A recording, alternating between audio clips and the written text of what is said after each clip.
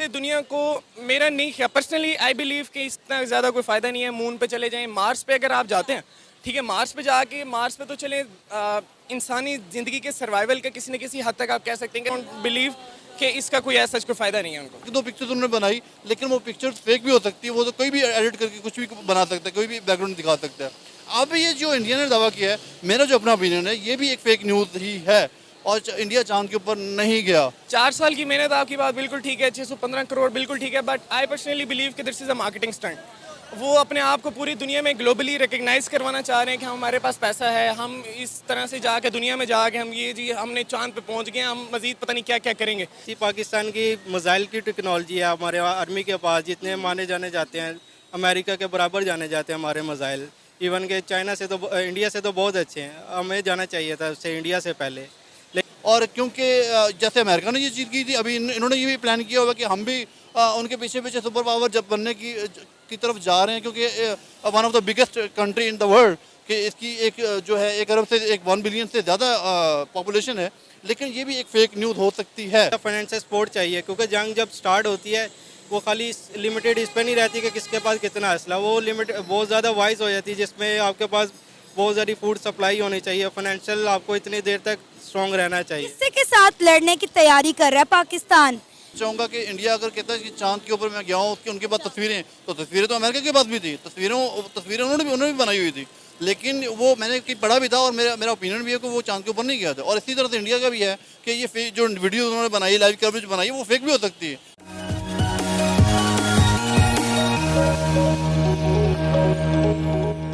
नमस्ते दोस्तों, स्वागत है आपका मेरे YouTube चैनल एसएस रिएक्शन पर। दोस्तों, आज मैं कुछ और पाकिस्तानियों से मिलाने वाला हूं इनका भी लगता है मदरसे से पढ़ कर इतना दिमाग घूम गया है, ये सारे दुनिया को झूठ समझ रहे हैं और सिर्फ अपनी जो जाहिलियत को उसी को ही सच्चाई मान रहे हैं। तो इसी तरह का और 2-3 नमूने से मिलाऊंगा मैं आज। जैसे कि आपने क्लिप में देखा, बहुत ही मज़ा आने वाला है और आपको इनकी सोच पर बहुत ही हंसी आने वाला है। तो वीडियो बहुत ही इंटरेस्टिंग होने वाला है दोस्तों, लास्ट तक जरूर देखिएगा। चलिए शुरू करते हैं। क्या करते हैं सर? मैं बेसिकली टीचर हूँ। टीचर हैं किस सब्जेक्ट के? मैं बेसिकली मैनेजमेंट साइंसेज का सब्जेक्ट का टीचर हूँ और मैंने इंग्लिश भी टीच की हुई है और मैनेजमेंट साइंसेज के काफ़ी ज़्यादा subjects like accounting, economics, business law, business taxation, leadership management, अगर बीबीए को बात करें तो वो leadership management, strategic management, financial management, इस तरह के सब्जेक्ट मैंने टीच किया हुआ। जबरदस्त। आपको पता होगा भारत के चंद्रयान 3 मिशन के बारे में? जी, मुझे पता चला है इसके बारे में और मैं उसके बारे में डेफिनेटली बात करना चाहूँगा और मैं करना चाहता भी था, तो बाई चांस हम मिल गए। तो ये मेरा जो ओपिनियन है उसको मैं थोड़ा सा बैकग्राउंड उसका बताना चाहूँगा कि इससे पहले अमेरिका ने भी ये कहा था कि जी हम चांद के ऊपर पहुँच चुके हैं और हम पिछली सदी में ही उन्होंने अनाउंस कर दिया था कि हम चांद के ऊपर पहुँच चुके हैं। और अब ये जो अनाउंसमेंट आई है इंडिया की तरफ से कि जी हम चांद के ऊपर पहुँच चुके हैं, इससे पहले थोड़े दिनों पहले, कुछ मंथ पहले इन्होंने कहा था कि जी हम चांद के ऊपर जा रहे थे, लेकिन हमारी जो गाड़ी है वो जिसके ऊपर जा रहे थे वो ब्लास्ट हो गई है। राब्ता मुनक़ता हो गया था लैंडर विक्रम के साथ कुछ दूरी पर, चंद्रयान 2 का। नहीं, लेकिन वो जो पहले गई थी, कुछ चंद्रयान 2 की बात 2019 में गई, लेकिन वो ब्लास्ट हुई थी, वो ब्लास्ट हो गई थी। ठीक है, लेकिन अब इन्होंने दावा किया कि हम चांद के ऊपर गए हैं। ठीक है, मैं सबसे पहले तो अमेरिका का जो बात करूँगा कि अमेरिका के बारे में मैंने पढ़ के भी रखा है और मेरा जो ओपिनियन भी है कि अमेरिका ने जो कहा था कि हम चांद के ऊपर पहुँच गए हैं, वो एक फेक न्यूज़ थे, वो झूठ था, वो फॉल्स था, वो कोई उसके अंदर हकीकत नहीं है। वो उन्होंने जस्ट इसलिए कहा था कि हमारा जो एक रोब और एक दबदबा और एक हम सुपर पावर बन जाएं और हमारा जो पूरी दुनिया के ऊपर हो जाए कि इतनी टेक्नोलॉजी में एडवांस हो गए हैं अमेरिका कि वो चांद पे पहुंच चुके हैं। ठीक है, और लेकिन वो फेक न्यूज़ थी। अगर वो वाकई चांद के ऊपर गए थे तो उनके पास कोई प्रूफ होना चाहिए था, उनके पास कोई वीडियोस, कोई ऑडियोस, कोई पिक्चर्स होने चाहिए थे। कुछ 1-2 पिक्चर्स उन्होंने बनाई, लेकिन वो पिक्चर्स फेक भी हो सकती है, वो तो कोई भी एडिट करके कुछ भी बना सकता है, कोई भी बैकग्राउंड दिखा सकता है। अब ये जो इंडिया ने दावा किया है, मेरा जो अपना ओपिनियन है, ये भी एक फेक न्यूज़ ही है और इंडिया चांद के ऊपर नहीं गया। और क्योंकि जैसे अमेरिका ने ये चीज़ की थी, अभी इन्होंने ये भी प्लान किया होगा कि हम भी उनके पीछे पीछे सुपर पावर जब बनने की तरफ जा रहे हैं, क्योंकि one of the biggest country in the world कि इसकी एक जो है 1 अरब से 1 बिलियन से ज़्यादा पॉपुलेशन है, लेकिन ये भी एक फेक न्यूज़ हो सकती है। सर आपने कहा कि अमेरिका ने कि ये फेक न्यूज़ थी, उसके पास कोई पिक्चर नहीं था, कोई प्रूफ नहीं था। इंडिया के पास तो प्रूफ है, पिक्चर्स हैं, और 1, 2 या 3 नहीं, हज़ारों की तादाद में है। उन्होंने जब ये मिशन लॉन्च किया था उसकी भी लाइव कवरेज हुई, ना सिर्फ इंडिया के टीवी चैनल्स पर बल्कि all over the international media पे हुई। अभी भी चंद्रयान 3 की जो इंडिया का मून मिशन है उसकी एक एक मूवमेंट की वीडियोस, तस्वीरें, हर चीज़ की कवरेज की गई है। अभी भी मैंने आपको बताया कि जिस तरह उनका रोवर उसने चांद पर वॉक स्टार्ट कर दी है, उसका भी एक्सक्लूसिव फुटेज जो है वो आया है और इसरो ने उसको रिलीज़ किया है। तो आप किस बिहाफ पर इंडिया के इस मिशन को फेक कह रहे हैं, क्योंकि इसकी तो एक एक चीज़ जो है सबके सामने है, पूरी दुनिया के सामने है। जी मैं इस बिहाफ के ऊपर कह रहा हूँ कि इसकी बात भी मैं अभी थोड़ा सा करता हूँ, लेकिन उससे पहले मैं बात करना चाहूँगा कि इंडिया अगर कहता है कि चांद के ऊपर मैं गया हूँ, उसकी उनके पास तस्वीरें, तो तस्वीरें तो अमेरिका के पास भी थी, तस्वीरें उन्होंने भी बनाई हुई थी, लेकिन वो मैंने कहीं पढ़ा भी था और मेरा ओपिनियन भी है कि वो चांद के ऊपर नहीं गया था। और इसी तरह से इंडिया का भी है कि ये जो वीडियो उन्होंने बनाई, लाइव कवरेज बनाई, वो फेक भी हो सकती है। इससे दुनिया को, मेरा नहीं ख्याल, पर्सनली आई बिलीव कि इतना ज़्यादा कोई फ़ायदा नहीं है। मून पे चले जाएं, मार्स पे अगर आप जाते हैं, ठीक है, मार्स पे जाके, मार्स पे तो चले इंसानी ज़िंदगी के सर्वाइवल का किसी न किसी हद तक आप कह सकते हैं कि सर्वाइव कर सकते हैं, क्योंकि इलॉन मस्क के हम देखते हैं वो इस बारे में बड़ा एक्टिव है कि जी हम इन पे किसी न किसी तरह ह्यूमन नेचर बना सकते हैं। पानी है वहाँ पे, ऑक्सीजन जनरेट की जा सकती है, ऑक्सीजन नेचुरली अवेलेबल है वहाँ पे।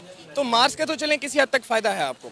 तो मून पे जाने का ठीक है, आप वहाँ पे जाके रिसर्च वगैरह ऑर्गेनाइजेशंस आपकी कर सकती हैं, सारा कुछ कर सकते हैं, but I personally don't believe कि इसका कोई ऐसा कोई फ़ायदा नहीं है उनको। क्या वजह, आपको ऐसी फीलिंग्स क्यों आ रही हैं? जाहिर है एक कौम इतना ज़्यादा खर्चा करके 4 सालों की मेहनत लगाकर अगर वहाँ पर पहुँची है तो डेफिनेटली उन्हें कोई ना कोई शवाहिद मिले होंगे, कोई ना कोई उन्हें पता होगा, सबूत होगा कि भाई इससे ये फ़ायदा होगा। डेफिनेटली बिला वजह तो कोई इतनी एफर्ट और इतना पैसा खर्च नहीं करता। 615 करोड़ का बजट लगाया गया है, 4 सालों की इंडिया के साइंटिस्ट की मेहनत है। 4 साल की मेहनत, आपकी बात बिल्कुल ठीक है, 615 करोड़ बिल्कुल ठीक है, बट आई पर्सनली बिलीव कि this is a marketing stunt. वो अपने आप को पूरी दुनिया में ग्लोबली रिकग्नाइज़ करवाना चाह रहे हैं कि हमारे पास पैसा है, हम इस तरह से जाके दुनिया में जाके हम ये जी हमने चांद पे पहुंच गए, हम मज़ीद पता नहीं क्या क्या करेंगे।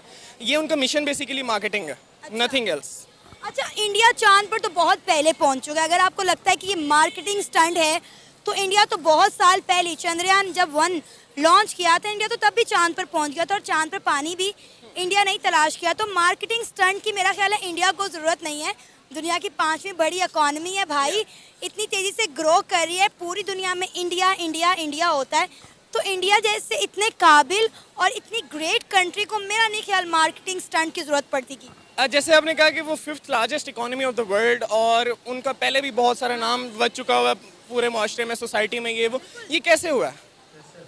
उन्होंने काम किया है, अपने आप को मनवाया है, मेहनत की है। चंद्रयान 1 उन्होंने किया, चंद्रयान 2 किया, चंद्रयान 3 किया। चंद्रयान 3 से ही उनका नाम चढ़ रहा है ज़्यादा से ज़्यादा। चंद्रयान 1, 2, 3 ऐसा ऐसा करते थे आप लोग, उसको बहुत ज़्यादा वो कह रहे हैं कि जी चंद्रयान पे इंडिया चलाए। मैं इसको इस तरह से देख रहा हूँ कि अगर आप इंटरव्यू का इस चीज़ का बेसिकली मकसद अगर ये है कि पाकिस्तान अगर क्या कर रहा है। अच्छा, मुझे एक मिनट मेरी बात सुने। क्या इंडिया ने इन 3 मिशन के अलावा और कुछ नहीं किया? टेस्ला इंडिया में लॉन्च हो चुका है, एप्पल हो चुका है, आईटी के तमाम बड़े ऑफिसेस इंडिया में हैं, इवन के चाइना से कंपनीज अपने मैन्युफैक्चरिंग हब्स उठाकर जो है वो इंडिया में लगा दिए हैं। मैन्युफैक्चरिंग बेस जो है वो इंडिया में बन रही है। ऑलमोस्ट चाइना से तमाम फैक्ट्रीज उठ चुकी हुई हैं।